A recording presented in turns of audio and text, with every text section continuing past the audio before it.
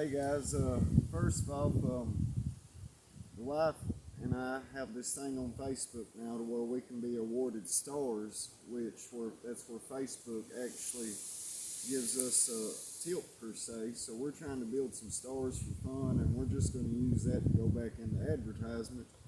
She wanted to do a video, and I shrugged it off, and then I thought, well, why not? We could give it a try.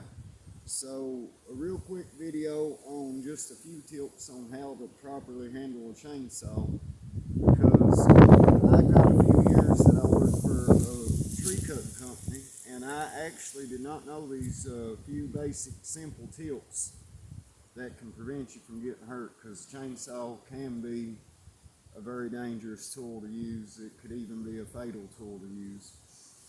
When you're cutting trees though, first of all, one golden rule, just like working with anything, do not work downhill with what you're doing, and always stay out of any line of fire. Some proper PPE, personal protection equipment, you may want to wear that I don't have on, so it's not a good example, but is some chainsaw chaps. I have some, I just don't wear them. I'm assuming myself. So cut resistant gloves, safety glasses, preferably Z87, they're shatter resistant, and earplugs and a hard hat if you want to dress safely and properly. Just a few quick tips. One is no lazy thumb. That is one that I had a very bad habit of, is when you hold your thumb like this, you want to properly put your thumb under the handle and lock a fist. This prevents any chance of the saw actually coming out of your hand.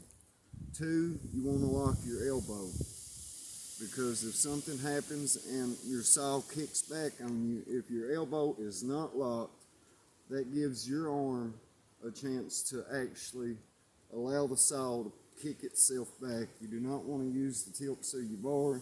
You want to use more down here, because this kickback, there's two actual names for it. I've got them off the top of my head. The third one is lock before step. So when your saw is running, you use your wrist.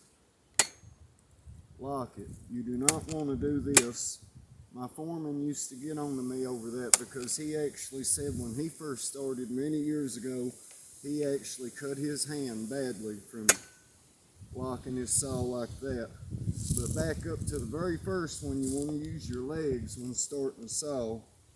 I'm almost out of gas. It may or may not start, but you want to put your leg right here, saw in between your legs. Make sure your hand guard is locked. Start your saw. Pull it back. Here's your wrist lock. Always lock before you take a step. Keep your thumb locked, your elbow locked,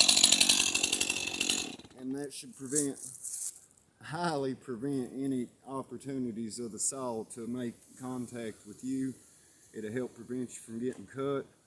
Or you can always call Napier's Landscaping and More, because we can do it just about any kind of brush work or tree work you want. But she wanted to do a video. I actually personally did not know this stuff before I started working with Aspen years ago, so it helped me. It's a lot of stuff that chances are you can go a lifetime and never have nobody teach you something that simple that can prevent you from getting hurt. But always lock it in your legs to start it. Lock it in your legs to start. Lock before step. Use the wrist lock. Keep the thumb locked and the elbow locked. You guys keep it real.